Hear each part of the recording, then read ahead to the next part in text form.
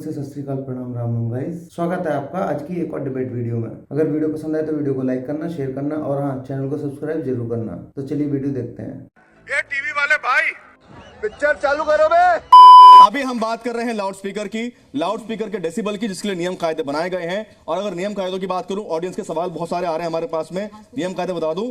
देखिए, ये नियम कायदे बने हुए हैं औद्योगिक क्षेत्र में 75 दिन में और 70 रात में, 65 दिन में और रात में 55, कमर्शियल इलाके में और रेजिडेंशियल इलाके में दिन में 55 और रात में 45। लेकिन अभी डेसिबल मीटर में आचार्य विक्रमादित्य ने दिखाया, इसमें कोई मैकेनिकल नहीं है, कोई इलेक्ट्रिसिटी नहीं है। क्या कर रहे हैं आप?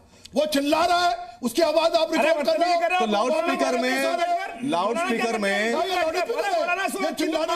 जब लाउड स्पीकर लगता है, चलिए यही सवाल यही है कि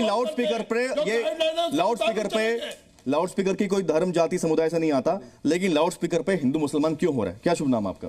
मेरा नाम मोहम्मद साजिद है सर। और मैं कहना चाहता हूं, जैसे सुप्रीम कोर्ट हाई कोर्ट ने जो डेसिबल रखा है 65 डेसिबल रखा था, तो मुझे कोई फ़र्क नहीं पड़ता कि इसमें लाउड स्पीकर हो या ना हो, क्योंकि इस्लाम के लिए लाउड स्पीकर कोई ज़रूरी नहीं है। इस्लाम अपनी दम पे फैला है। इस्लाम एक शांति का ऐसा मुल्क, क्या कहते हैं उसे, धर्म है। अच्छी बात है। तो मैं एक बात ये कहना चाहता हूँ सर कि चाहे वो इस्लाम हो या कोई भी धर्म हो, रूल जिसके लिए भी हो, सारे रूल सबको फॉलो करने चाहिए जी। और बिल्कुल रूल सबको फॉलो करने चाहिए जी। कुछ इसको जवाब देना चाहते हैं आप? शंकरानंद जी बताएं। गौरव जी, अभी आपने बहुत अच्छी बात कही, इस्लाम में कहीं भी इसका उल्लेख नहीं है, लेकिन क्यों ये लोग लाउड स्पीकर के ऊपर अजान को करना ही पसंद करते हैं? ऐसा क्या कारण है? मैंने बहुत इनकी हर चीज को पढ़ा है, समझा है, बावजूद इसके एक करके रिजवी जी, बहुत देर हो गई, सुनिए ना प्लीज, एक करके बात सुन लीजिए। बहुत छोटा सा एक करके लाउड स्पीकर आ गया। रिजवी जी नहीं, पहले बात सुन लीजिए। मैंने आपको आक्षेप नहीं किया, मैंने आपको आक्षेप नहीं किया, मैंने चंद लोगों को आक्षेप करा जो इस बात को कहते हैं किसी आचार्य का किसी स्वामी के सामने नहीं किया, वो हमारे लिए सम्मानित है। नहीं, आप मुझे हमारे लिए पूज्य, आपके लोग नहीं कह सकते।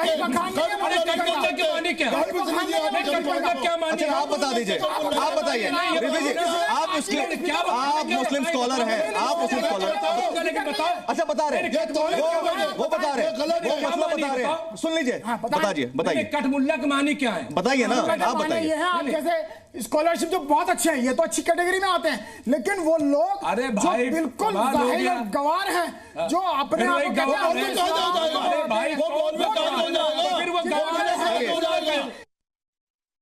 ठीक है जी। बहुत सारे सवाल आ रहे हैं जी। आपने कुछ नहीं बोला, आप चुप ही खड़े हैं बहुत देर से, आप पहले बोल लीजिए। मैं शुरुआत करता हूं। औज़ बिल्लाहि मिनश शैतानिर रजीम, बिस्मिल्लाहिर रहमानिर रहीम। मुझे लगता है कि मेरे इस पढ़ने से किसी को परेशानी नहीं होगी, क्योंकि मैंने शुरुआत करी है अल्लाह के नाम से। और जब बात आती है कि ये कहते हैं कि लाउड स्पीकर मस्जिद में क्यों हटाने से दिक्कत होती है, भाई अजान से दिक्कत है आप लोगों को, लाउड स्पीकर से नहीं है। क्योंकि अजान जब हम पढ़ते हैं तो शैतान बहुत दूर तक भागता है, इसलिए आपको अजान से दिक्कत है, लाउड स्पीकर से नहीं। आप लाउड स्पीकर हटा दीजिए। मैं कहता हूं मजहब इस्लाम है, आप कैसे लोग प्रभावित मजहब इस्लाम को अपना एक करके प्लीज। मजहब इस्लाम बहुत अच्छा है। इनको बोलने दीजिए एक मिनट, चलिए आचार्य जी। हाँ देखिए, मैं यहाँ पर बहुत ही महत्वपूर्ण मुद्दा है और हमें इस पे सिविलाइज तरीके से बहस की शुरुआत करनी चाहिए, लेकिन शुरुआती वो इस कदर चीख चिल्ली करके हुई है, जो पूरे प्रिस्क्राइब डेसिबल्स हैं उनकी सारी सीमाओं को तोड़कर यहाँ पे बहस की शुरुआत हुई है। तो हमें लग रहा है कि हम जिस मुद्दे पर बात करने के लिए यहाँ पर आए हैं, हम उसके लिए बिल्कुल भी हम डिजर्विंग नहीं है, each and every one of us, क्योंकि हमने उस मुद्दे के साथ जस्टिफिकेशन नहीं किया है। अब मैं आती हूँ इस मुद्दे पर। देखिए, जो गाइडलाइंस है सुप्रीम कोर्ट की या जो मिनिस्ट्री की हमारी गाइडलाइंस है, वो किसी आजान के लिए या भजन के लिए नहीं है, वो देश के हर कोने के लिए, हर वर्ग के लिए, क्योंकि हमारा देश सेक्युलर देश है, किसी भी धर्म या जाति के लिए अलग से गाइडलाइंस नहीं बनती। तो यहाँ पर ये कहें कि आजान से दिक्कत है या कोई कहे भजन से दिक्कत है, भजन या आजान से दिक्कत नहीं है। दिक्कत ये है कि हम सबको हर कानून का पालन करना पड़ता है, तो हम प्रेस्क्राइब डेसिबल डेसिबल्स क्यों नहीं फॉलो कर रहे? उससे पहले भी आजान और भजन हुआ करते थे। मैं यहाँ पे सऊदी अरेबिया का एग्जांपल आपको देना चाहती हूँ। सऊदी अरेबिया ने ये प्रेस्क्राइब डेसिबल्स दिए हुए हैं, ना सिर्फ सऊदी अरेबिया के लिए बल्कि पूरे मिडिल ईस्टर्न कंट्रीज के लिए। वहां के फतवे भी है। आउटर लाउड स्पीकर को मना किया गया क्योंकि हम अगर आजान करते हैं वो तो कॉल फॉर प्रेयर होती है कि आपको आजान करके आना है। पॉइंट पर आएंगे। देखिए फतवे की बात है मैडम, आते हैं फतवे की बात। बिल्कुल अपनी इबादत या कोई भी भजन कीर्तन कर रहे हैं वो उसका पर्पस बिल्कुल ठीक है। देखिए डेसिबल की बात, हमारे नियम कायदे भी हैं, फतवा भी है। फतवे के बारे में चर्चा करेंगे। कुछ सवाल ले लेते हैं जल्दी से। हाँ, मूंछों को ताप देते हुए सवाल लेना चाहते हैं। क्या नाम है आपका? सुजीत। सर आपने एक बात कही कि मुझे अच्छा लगा वो चीज। सर आप भाईचारा की भी बात कहा। सर हमारे देश में गंगा यमुना तहजीब की बात होती है, मैं उसका भी समर्थन करता हूं। लेकिन सर कोई व्यक्ति जब रोड पे खड़ा होकर रोड पे खड़ा होकर जय श्री राम भारत माता की जय चिल्ला देता है, उससे आपको दिक्कत होती है। सर वही दिन भर में 5 बार मस्जिदों से नमाज की जाती है, उससे किसी हिंदू का दिक्कत नहीं होता है। फिर जब यह लाउड स्पीकर उतारा जा रहा है, उस पर किस चीज का परेशानी है? क्या परेशानी है? हाँ आप जवाब दे दीजिए। मैं इस भाई का जवाब देता हूं। देखो राम जी का हम बड़ा सम्मान करते हैं, हमारे मुसलमान भाइयों में भी इकराम आता है। जब हमारे रोजे चालू होते तो उसमें भी रमजान में राम का जिक्र आता। तो भाई हम लोग तो राम जी को अपने बड़े बुजुर्ग मानते हैं, अपने आप अपनी बात रखिए पूरी, आगे बढ़ेंगे फिर अगले एक ब्रेक। देखिए ये समस्या आज की नहीं है, ये तथाकथित तौर पर बहुत पुरानी समस्या। कबीरदास ने एक लाइन लिखी है और वो समझ में आनी चाहिए। कंकड़ पत्थर जोड़कर मस्जिद लिया बनाए, तापर मुल्ला चढ़कर बाग दे के बहरा हुआ खुदा। मैंने नहीं बोला, कबीर साहब ने आज से 5 साल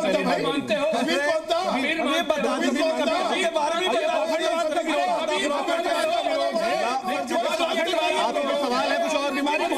चलिए जल्दी से सवाल, जल्दी सवाल ले लेते हैं। हाँ बताइए, सवाल ले लीजिए, नाम बताएं। मेरा नाम मोहम्मद आसिफ अहमद अंसारी है। मेरा सवाल महंत जी से है कि लाउड स्पीकर अगर यूपी गवर्नमेंट हटा रही है तो वो सभी के नहीं हटा रही है, बिल्कुल ठीक है ना। अब उसमें जितने भी शाम के टाइम पे पदयात्रा निकलती है, कावड़ का मौका होता है, उस टाइम पे जो है ना रूल सिर्फ एक ही लोगों के नहीं रह जाते हैं, बाकी हम लोग देखते हैं सरकार खुद जो है ना उनके साथ में खड़ी हो जाती है और उनको प्रोत्साहित करती है और मुसलमानों को टारगेट करती है। नहीं देखिए ये गलत फहमी है टारगेट करने के लिए। मानी एक अच्छा, ये आपसे सवाल है। ये गलत फहमी है कि टारगेट किया जा रहा है जबरदस्ती। कल हमने लाइव टीवी पर जी टीवी के ऊपर एक बहस देखी थी और उसके अंदर तमाम बाइटें दिखाई गई थी। लोग कहते इस्लाम खतरे में आ गया, इस्लाम पे खतरा है, इस्लाम के खिलाफ। ये जो आपकी मेंटेलिटी डाली जा रही है ना इन लोगों की तरफ से, हर एक के लिए लॉ है, हर एक के लिए लॉ है। ऐसी मानसिकता क्यों? पुलिस के अलावा हर एक के लिए। आप ये बताइए, जब से योगी जी का बयान आया, एक मिनट तमाम लोग बैठे, जब से योगी जी का बयान आया आप सब मौजूद हैं, आप बताइए योगी जी का बयान तो सबके लिए आया, चर्च के लिए आया, मंदिर के लिए आया, गुरुद्वारा के। बिल्कुल रिपीट सवाल लेते हैं जल्दी से प्लीज, टाइम समय कम है। सर मेरा नाम आकिब खान है। अभी ये आपने जो लिख रखा है लाउड स्पीकर फरमान हिंदू वर्सेस मुसलमान, हाँ। तो सर कोई अगर कानून बनना है देश में या कोई सबके लिए एक होना चाहिए। हाँ। सर ने कहा कि मैंने इस्लाम धर्म को पढ़ रखा है, तो सर मैं आपसे एक शब्द कहना चाहूंगा कि पोती पोती पढ़ जगमुगा पंडित भया ना कोई, 2 अक्षर प्रेम के पढ़े सो पंडित होए। आपने योगी आदित्यनाथ जी ने एक कटमुल्ला शब्द का प्रयोग किया, आपने भी प्रयोग किया। सर आप क्या दर्शाना चाहते हैं शब्द को? जो भाई ने सवाल उठाया है, जो ऑब्जेक्शन है योगी आदित्यनाथ जी के कटमुल्ला शब्द को लेकर, उस पर हम लोगों ने पहले बहस भी की है, जी न्यूज पर ही बहस हुई है। सवाल ये देखिए, शुरुआत वो भाई ने जो अजान के लाउड स्पीकर को लेकर उस सबको लेकर जो बात कही, ये मुस्लिम समाज है, ऐसा ही लोग चाहे जितने भी बड़े बड़े फैसले आए हैं, मुसलमान समाज को किसी भी चीज से कोई दिक्कत नहीं है। मुसलमान इस देश के हर कानून को फॉलो करता है, लेकिन सबसे ज्यादा दिक्कत होती है ऐसे लोगों को जो इस्लाम के नाम पे राजनीति करते हैं। हम इस देश के कानूनों को मानते हैं। सबसे पहली बात है, अगर हम उत्तर प्रदेश के सीएम योगी आदित्यनाथ की बात करते हैं, मैं खुद उत्तर प्रदेश से आती हूँ, दिल्ली में मैं पैदा हुई हूँ, पली बड़ी हूँ। सवाल यह है कि हमें समझना चाहिए कि योगी आदित्यनाथ जी ने कटमुल्ला शब्द ऐसा नहीं कहा कि सारे मुसलमान कटमुल्ले हैं या सारे मौलाना कटमुल्ले हैं। उनका उद्देश्य ये था कि सिर्फ वो गरीब बच्चे जिनको फंड मिलता है, जिनको पढ़ाने के लिए, जिनको का उज्जवल भविष्य बनाने के लिए, उनको आप एक लिमिटेड एनवायरनमेंट में रख के उनको वो शिक्षा ना देकर, जो शिक्षा उनका अधिकार है, वो शिक्षा से वंचित रखकर उनके साथ गलत किया जा रहा है और ये उनके साथ गलत है।